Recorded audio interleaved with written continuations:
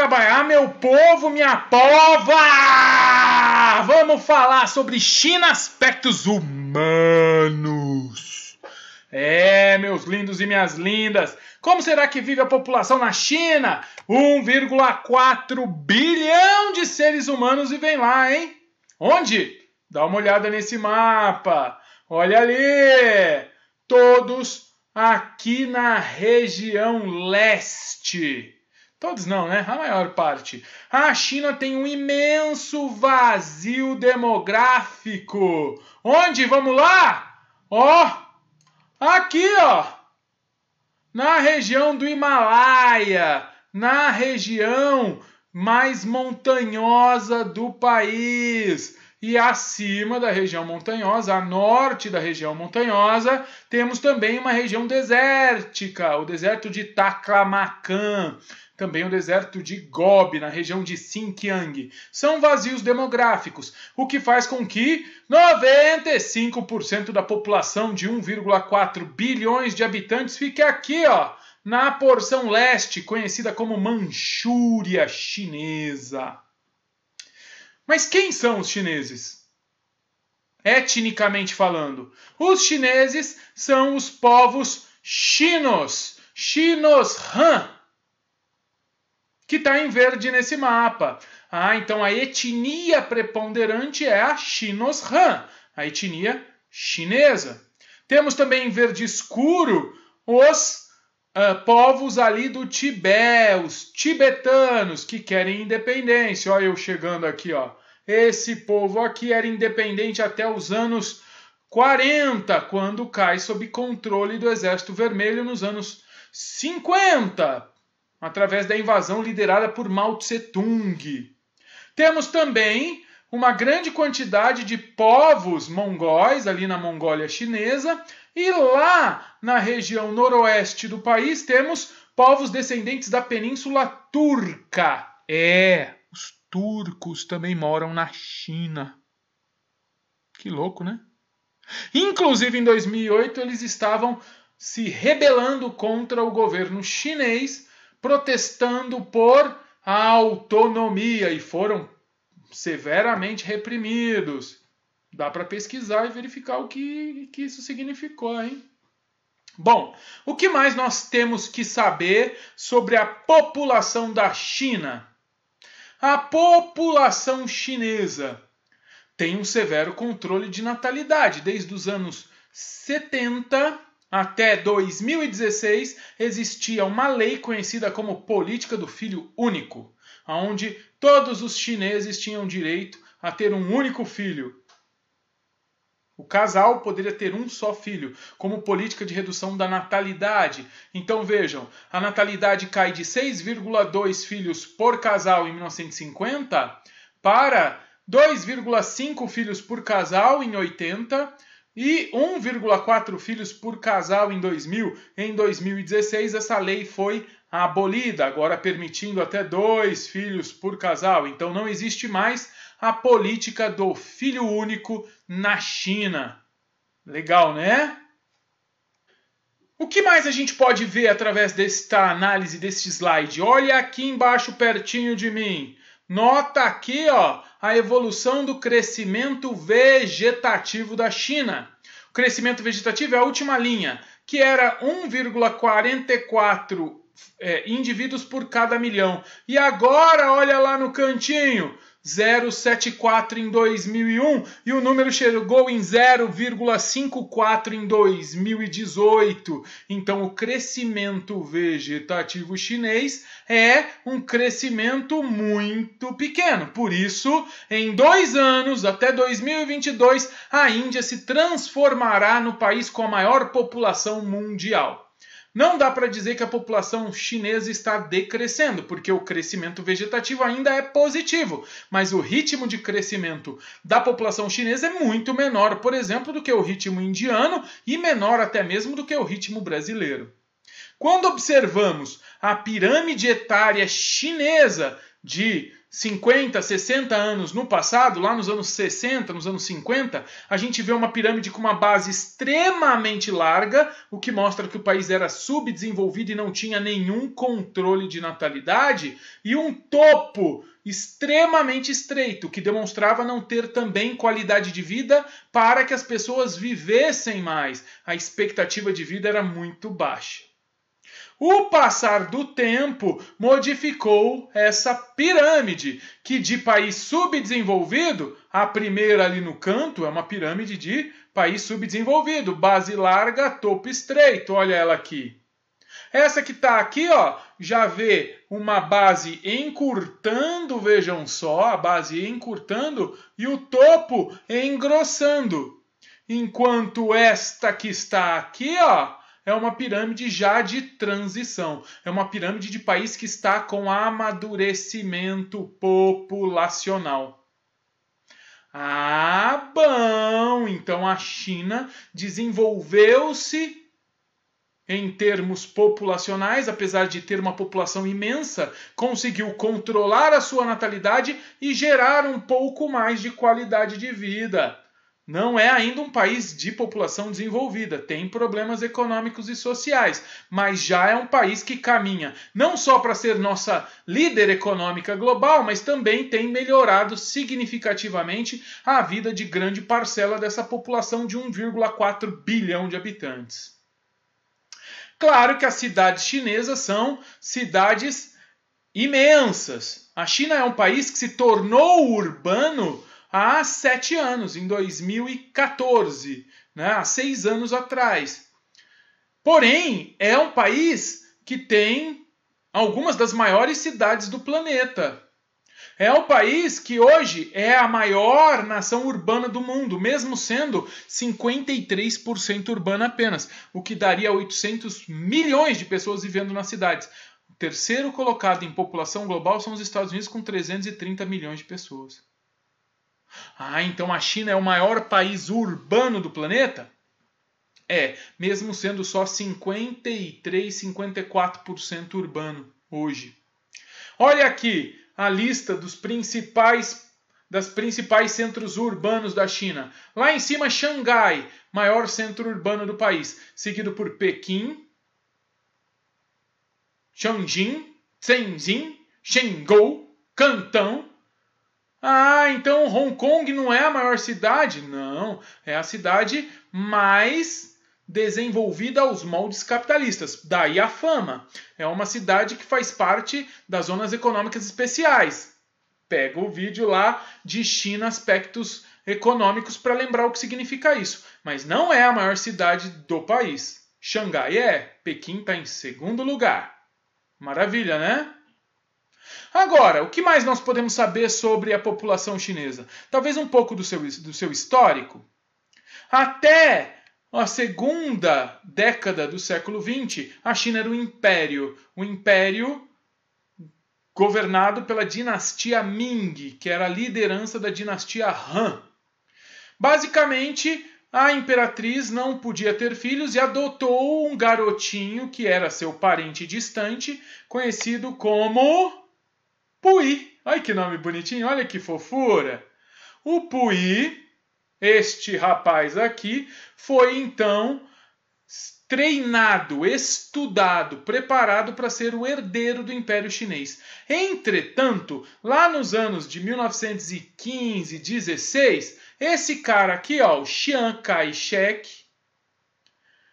deu um golpe de Estado e promulgou a República Chinesa, acabando então com a possibilidade do Puyi de se tornar imperador chinês. Quer ver um pouco dessa história? Assista um vídeo maravilhoso de um diretor Bernardo Bertolucci chamado O Último Imperador. O Puyi, uma criança, quando sofreu o golpe republicano, ele ainda assim continuou sendo apoiado e preparado pelo governo republicano como imperador chinês. Como assim, Paquito?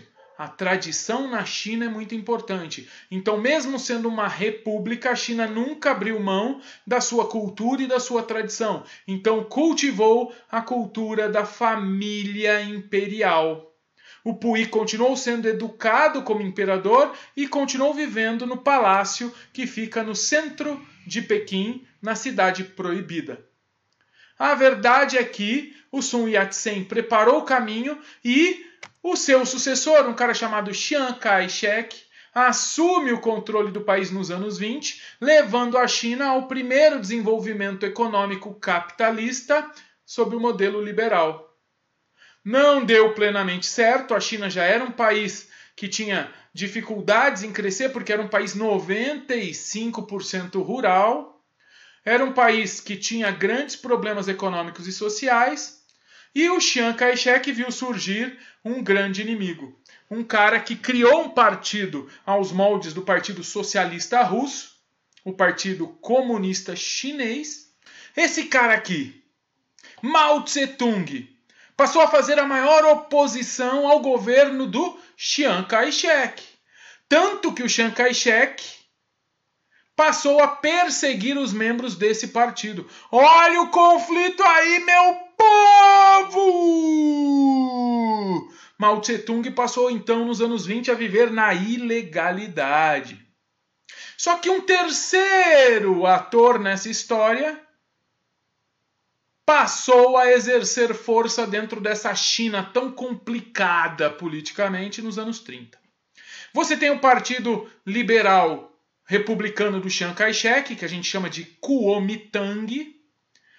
Nós temos o Partido Comunista Chinês vivendo na ilegalidade, porque o governo é, nos anos 20, início dos anos 30, do Kuomintang, que coloca então e persegue, coloca o PCC, Partido Comunista Chinês, na ilegalidade e passa a perseguir o Partido Comunista Chinês e o Mao Tse-tung. E o terceiro membro dessa trinca política complexa é o Japão, é mesmo, o Japão, o país Japão. O Japão passa a ter interesses diretos na Manchúria chinesa, principalmente nos recursos naturais da Manchúria chinesa. E o Japão imperialista do imperador Hirohito passa a ter interesses no governo chinês. Mas, como ele não tem abertura com o Kuomintang, ele então vai apostar em quem? Ele vai apostar na tradição. Ele vai apostar, o Japão vai apostar em Puyi. O Puyi se casa com uma maravilhosa mulher japonesa, que as más línguas dizem que ela era espiã japonesa, amando do Império Japonês. Era o segundo casamento do Puyi. Ele já tinha uma esposa. Era permitido ter mais de um casamento. Mas ele se apaixonou perdidamente por esta mulher e necessariamente passou a fazer tudo o que ela falava. É aí que o negócio se complica. Por quê? Porque ele vai passar a exercer um papel político que ele não exercia até então. Ele já, um jovem adulto, passa a querer fazer peso dentro do país nos anos 30. E, com apoio japonês, ele dá um golpe de Estado na República e institui novamente um governo imperial com o apoio do Japão, e aí começa, ao final da década de 30, a Segunda Guerra Mundial. E o Japão interfere na década de 30, invadindo a Manchúria chinesa, controlando a Manchúria chinesa através do governo do Puyi. O Japão que luta ao lado dos alemães na guerra só por um simples fato, de que não aceitava, o Japão não aceitava a busca inglesa por dominar a China. Eles se degladiavam pela China. Por isso que o Japão ficou do lado dos alemães nessa guerra. E durante toda a Segunda Guerra Mundial, o governo chinês era um governo japonês, na verdade, né? Sob a fachada do imperador Puyi, quem governava era o Japão. Quem estava na ilegalidade dessa vez? O Kuomintang, já que não era mais uma república, era um império, e também, claro, o Partido Comunista Chinês. Quando acaba a Segunda Guerra Mundial, o Puyi é deposto. Claro, o Japão não tinha mais força para mantê-lo. E aí, o Puyi então foi deposto. E quem assumiu o poder? O Kuomintang ou o PCC, o Partido Comunista Chinês? Dessa vez, quem assume o governo é o Partido Comunista Chinês. E mantém-se a ilegalidade para o Kuomintang. O Chiang Kai-shek e os membros do Partido Republicano Liberal Kuomintang fogem para uma região que ficou conhecida como Taiwan. Era a antiga ilha de Formosa. Vejam aqui do meu ladinho, ó. Taiwan, antiga ilha de Formosa, declara independência e se torna a República da China capitalista. Ah, por isso que Taiwan é China. Sim, o povo de Taiwan é o Xinohan, a mesma etnia do resto dos chineses. Taiwan é China, mas é a China capitalista. E logo de cara os Estados Unidos já gritam: China, não invade! Não invade porque eu apoio Taiwan. E desde então surge o conflito China-Taiwan com os Estados Unidos de gaiato. Como grande apoiador de Taiwan, os Estados Unidos se contrapõem à força do governo chinês socialista, digamos assim. O governo do Mao Tse-tung é um governo que consegue tirar a China da inércia e da fragilidade econômica, consegue, através da hipercobrança de impostos, gerar indústria, gerar urbanização, ampliar o potencial militar, o potencial econômico do país, mas não sem antes de levar mais de 100 milhões de habitantes chineses à morte pela fome. Mas a China consegue, justamente com a política do grande salto à frente, de fato, crescer, não sem antes matar 100 milhões de pessoas de fome.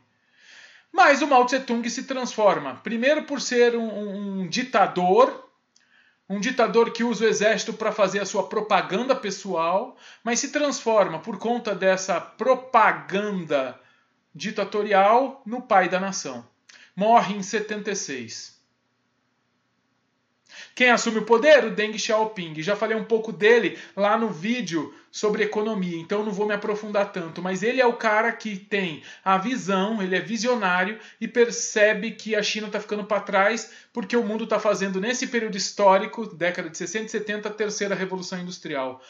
E a manutenção do hipercontrole estatal sobre a economia seria muito ruim para a China. Então o que ele faz? Ele cria as zonas econômicas especiais que vocês veem aqui do meu lado. Cidades litorâneas chinesas que vão se autogovernar, não são independentes, são autônomas, mas que não têm influências diretas do governo chinês de Pequim, que está lá em cima. Basicamente, as zonas econômicas especiais, então, vão permitir a utilização dentro dos seus territórios de iniciativa privada, economia de mercado, aquilo que é típico do capitalismo. E o objetivo, então, era atrair tecnologia para copiar tecnologia, e a China consegue. Ela consegue fazer. Vejam o vídeo que eu postei logo antes sobre economia chinesa. Aspectos econômicos. O país se desenvolve e se torna uma potência industrial por conta das zonas econômicas especiais.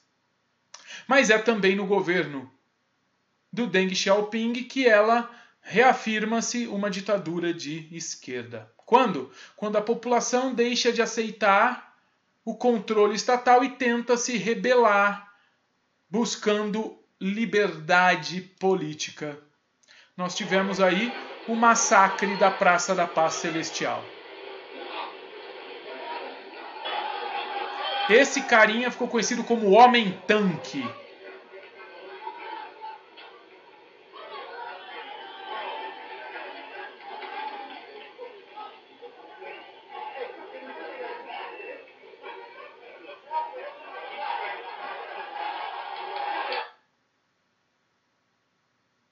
não desmerecendo de forma alguma a coragem e a força política desse ato.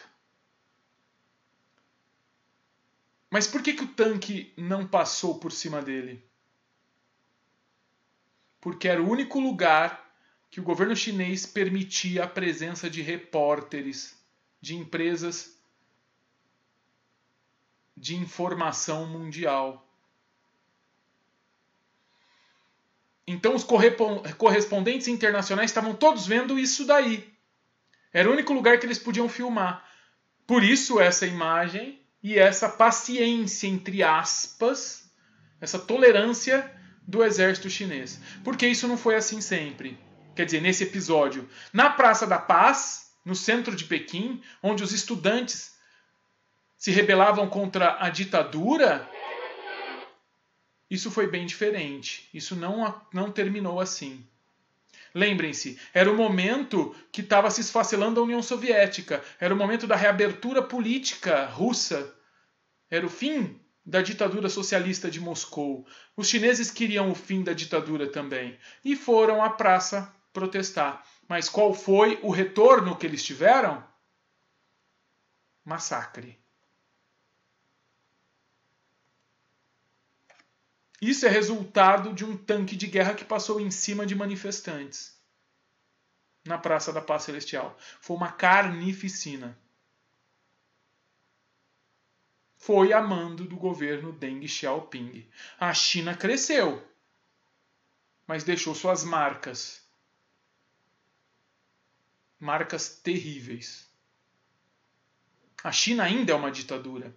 E agora ela bate muito de frente com a região de Hong Kong, claro, além de se contrapor a Taiwan. Recentemente, há menos de uma semana, estou falando e gravando essa aula no dia 4/6/2020, há uma semana a China mandou interferir legislativamente e militarmente em Hong Kong para que protestos não fossem permitidos ou mantidos, porque as eleições regionais podem trazer complicadores para o domínio chinês em Hong Kong. Existem outras regiões que a China interfere e que se contrapõem. Por exemplo, o Tibete, um país que foi invadido no final dos anos 40, início dos anos 50, que era independente, era governado por esse garotinho lindo aqui, ó, o Dalai Lama, líder do budismo, uma das pessoas mais iluminadas do planeta ainda hoje. Que, como não tinha como resistir à invasão chinesa e era um governo pacifista, o Dalai Lama saiu do governo tibetano, entregou o governo tibetano para que ninguém morresse, porque a China estava disposta a promover a carnificina no Tibete também. O Tibete, desde então, passou a integrar a China, mas morando fora, entre o Nepal e o Butão, o Dalai Lama ficou marcando posição contrária ao governo chinês. É a maior expressão do governo chinês. Desculpa, do governo tibetano e do contraponto ao governo chinês. Agora sim. E quem é uma tibetana defensora da ideologia tibetana na mídia? A pessoa mais importante que defende a causa do Tibete. Lisa Simpson. Ela é budista e defende profundamente a causa do Tibete. Outra região de confronto que a China está envolvida é o confronto entre Paquistão e Índia e que pega uma porção chinesa onde tem os povos turcos, que eu já disse a vocês logo atrás, e que em 2008 se rebelaram e quiseram mais autonomia e a China novamente bateu de frente de forma muito pesada, muito incisiva, parando aí com os protestos de forma violenta. Essa região entre China, mas principalmente Índia e Paquistão é a região da Caxemira, uma região em que 3 nações que detêm força bélica nuclear disputam nascentes de rio. Aliás, o Tibete é tão importante para a China por ser justamente a região onde nascem os principais rios chineses e regionais. Nasce, por exemplo, entre o Paquistão e a Índia, o rio Indo, que é paquistanês, e o rio Ganges, que é indiano. Nasce também rios como Brahmaputra, como o rio Yangtze, como o rio Huanghe, rios importantíssimos para a China. E para a gente finalizar, mais uma região de conflito entre China e países vizinhos está vinculada às ilhas Spratly, que fica ali próxima ao Vietnã e que a China também fica de olho porque é uma área de rota mercantil. Também existe uma animosidade entre China e Japão, muito porque o Japão invadiu a China nos anos 30 e hoje eles disputam o mar do Japão, também mar da China. Eles disputam áreas de domínio oceânico entre as duas nações. E ali tem as ilhas Shikoku e Diaoyu, né, que são ilhas que estão na divisa entre Japão e China, no mar da China, e é também causa de divergência política entre essas nações. Bom, falei um pouquinho sobre população da China e sobre geopolítica chinesa. Desejo a vocês ótimos estudos, muita saúde e até a próxima. Um grande beijo nesses corações. Tchau!